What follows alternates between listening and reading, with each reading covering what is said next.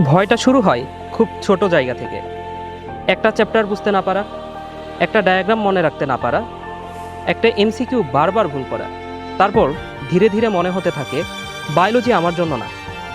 একসময় প্রশ্নটা হয়ে যায়, আমি কি বায়োলজির ভয় কাটিয়ে উঠতে পারবো?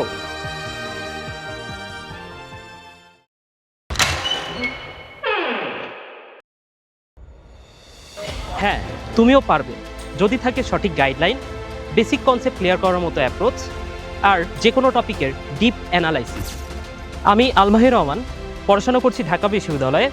বিগত 5 বছর ধরে বায়োলজি পড়াতে গিয়ে বুঝেছি বেশিরভাগ স্টুডেন্ট বায়োলজি ভয় পায়, কারণ তারা বায়োলজি কিভাবে বুঝে পড়তে হয় সেটাই জানে না। আমি ক্লাসে পড়ানোর সময় নির্দিষ্ট একটা প্যাটার্ন ফলো করি।